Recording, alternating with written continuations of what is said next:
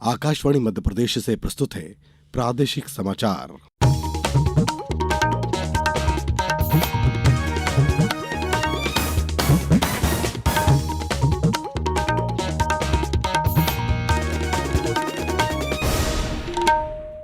नमस्कार, समाचारों के साथ मैं शरद बाघेला। सबसे पहले इस बुलेटिन के मुख्य समाचार।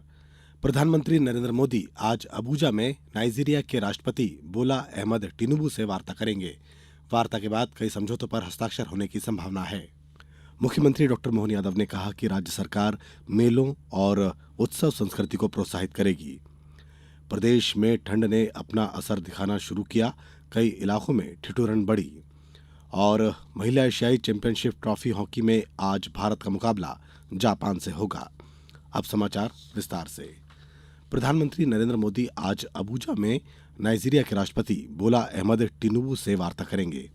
दोनों नेता रणनीतिक साझेदारी की समीक्षा करेंगे और द्विपक्षीय संबंधों को बढ़ाने के अन्य उपायों पर चर्चा करेंगे। वार्ता के बाद कई समझौतों पर हस्ताक्षर होने की संभावना है। प्रधानमंत्री नाइजीरिया में भारतीय समुदाय को भी संबोधित करेंगे। प्रधानमंत्री 3 देशों नाइजीरिया, ब्राजील और गयाना की 5 दिन की यात्रा के पहले चरण में कल रात नाइजीरिया पहुंचे। 17 वर्षों में भारत ने किसी प्रधानमंत्री की नाइजीरिया की यह पहली यात्रा है। प्रधानमंत्री अपनी यात्रा के दूसरे चरण में कल ब्राजील जाएंगे, जहां वे G20 शिखर सम्मेलन में शामिल होंगे। ब्राजील के राष्ट्रपति लुइस इनासियो लुला दी सिल्वा इस सम्मेलन में मेजबानी करेंगे। भारत, ब्राजील और दक्षिण अफ्रीका के साथ G20 ट्रोइका का हिस्सा है और G20 शिखर सम्मेलन की चर्चाओं में सक्रिय रूप से भाग ले रहा है। सम्मेलन के दौरान प्रधानमंत्री मोदी विभिन्न वैश्विक मुद्दों पर भारत का दृष्टिकोण प्रस्तुत करेंगे और हाल ही में भारत में आयोजित G20 और voice of the global south शिखर सम्मेलन के परिणामों पर भी चर्चा करेंगे। अपनी यात्रा के तीसरे और अंतिम चरण में प्रधानमंत्री 19 से 21 नवंबर तक गयाना की राजकीय यात्रा करेंगे। भोपाल रेल मंडल द्वारा रेल मदद पोर्टल ऐप पर 24 घंटे रेल यात्रियों की सहायता और शिकायतों का निपटारा सुनिश्चित किया जा रहा है। रेल मंडल प्रबंधक देवाशीष त्रिपाठी ने बताया कि मंडल यात्रियों की सुरक्षित और आरामदायक यात्रा प्रदान करने के साथ ही उनकी समस्याओं का तुरंत समाधान करने के लिए तत्पर है। रेलवे ने शिकायत और सुझाव को समायोजित करने के लिए हेल्पलाइन नंबर 139 सहित सभी माध्यमों को रेल मदद पोर्टल और ऐप में एकीकृत किया है। इसके अंतर्गत शिकायतों का निस्तारण समय सीमा के भीतर किया जाता है। मुख्यमंत्री डॉक्टर मोहन यादव ने कहा कि राज्य सरकार मेलों और उत्सव संस्कृति को प्रोत्साहित करेगी। प्राचीन मेले हमारी संस्कृति का हिस्सा हैं। भारत का अपना गौरवशाली इतिहास है। भोपाल में राजा भोज द्वारा निर्मित विशाल सरोवर भी है। सम्राट विक्रमादित्य से इस क्षेत्र का संबंध रहा है। तीर्थ मेला प्राधिकरण के माध्यम से मेलों के आयोजन को बढ़ावा दिया जाएगा। मुख्यमंत्री डॉक्टर यादव शनिवार को भोपाल के टीटी नगर स्थित दशहरा मैदान में भोपाल मेले का शुभारंभ को संबोधित कर रहे थे। मुख्यमंत्री डॉक्टर यादव ने कहा कि मेले के आयोजन से संबंधित सुझावों पर राज्य सरकार द्वारा आवश्यक कदम उठाए जाएंगे। उत्सव के माध्यम से हम अपने जीवन के आरोह अवरोह कई प्रकार की दुनियादारी में लगे रहते हैं, लेकिन यहाँ आकर के हम सब इस रंगारंग रोशनी और आनंद में हो जाते हैं। इसलिए हमने तो कोशिश की है, पहले हमारी सरकार ने मेला विकास प्राधिकरण का गठन किया। हमारे तीज, पर्व, त्योहार इन सबका अपना अपना महत्व और इनसे जुड़ करके हमारी संस्कृति को हम समझते भी हैं और इस पूरे आनंद में डूबते हैं। मेरी अपनी ओर से आपने मुझे बताया है, जो बन सकेगा मैं जरूर आपके लिए भी मदद करूंगा इस मेले की संस्कृति के लिए। मुख्यमंत्री डॉक्टर यादव ने कहा कि मध्य प्रदेश की धरती पर भगवान श्री कृष्ण ने उज्जैन में शिक्षा ग्रहण की। भगवान श्री राम ने चित्रकूट में लंबा समय व्यतीत किया। लोकमाता अहिल्या देवी ने उस दौर में जब मंदिरों को ध्वस्त किया जा रहा था, देव स्थान संस्कृति को स्थापित किया। वीरांगना रानी दुर्गावती का शौर्य किसी से भी कम नहीं था।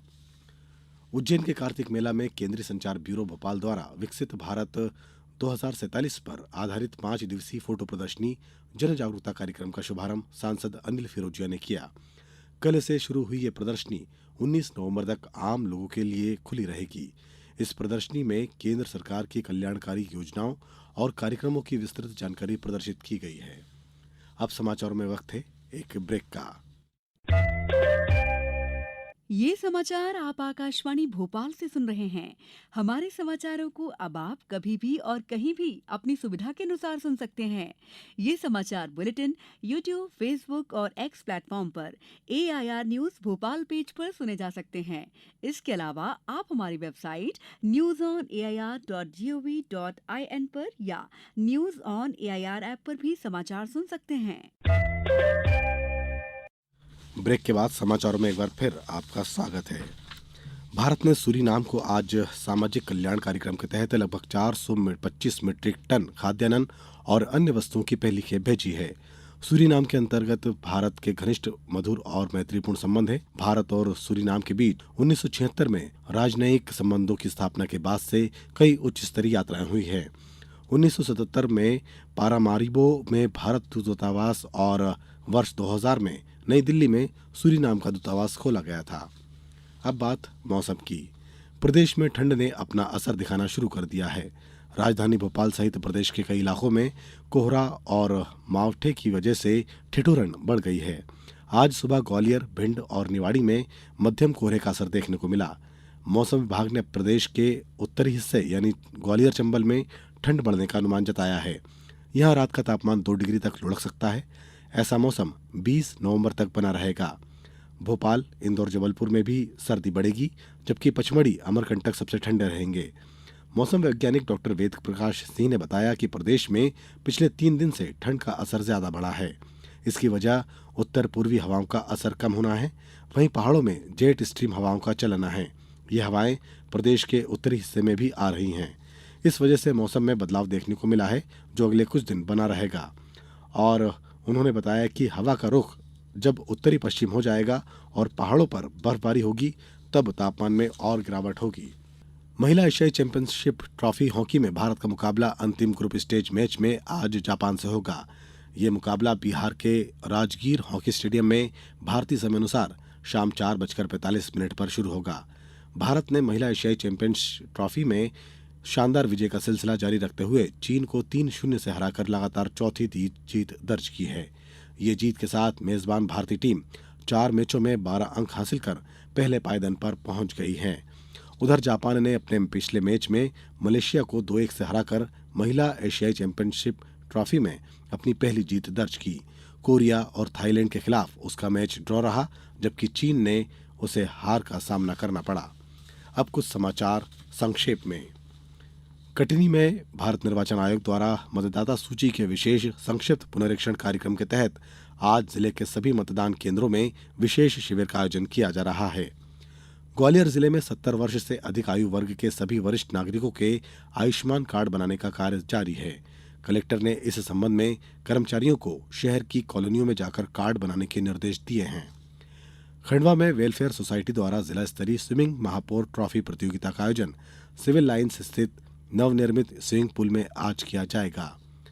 आगरमालवा जिले में प्रधानमंत्री कॉलेज ऑफ एक्सीलेंस शासकीय नेहरू स्नातकोत्तर महाविद्यालय आगरमालवा में भारतीय ज्ञान परंपरा गतिविधियों के अंतर्गत कार्यक्रम का आयोजन किया गया है। इसमें विभिन्न वक्ताओं ने कहा कि सहिष्णुता का अर्थ एक दूसरे की सोच, मान्यताओं, धर्म और संस्कृति का सम्मान करना है। रीवा में उप मुख्यमंत्री राजेंद्र शुक्ल ने हिनोती गोधाम में प्रथम चरण में 77 लाख रुपए से बनाए जाने वाले प्रशासनिक भवन और रेस्ट हाउस का भूमि पूजन किया। अंत में मुख्य समाचार एक बार फिर। प्रधानमंत्री नरेंद्र मोदी आज अबुजा के नाइजीरिया में राष्ट्रपति बोला अहमद टिनुबू से वार्ता करेंगे। वार्ता के बाद कई समझौतों पर हस्ताक्षर होने की संभावना है। मुख्यमंत्री डॉक्टर मोहन यादव ने कहा कि राज्य सरकार मेलों और उत्सव संस्कृति को प्रोत्साहित करेगी। प्रदेश में ठंड ने अपना असर दिखाना शुरू किया। कई इलाकों में ठिठुरन बढ़ी। और महिला एशियाई चैंपियनशिप ट्रॉफी में आज भारत का मुकाबला जापान से होगा। इसी के साथ इस बुलेटिन में बस इतना ही। दीजिए अनुमति। नमस्कार।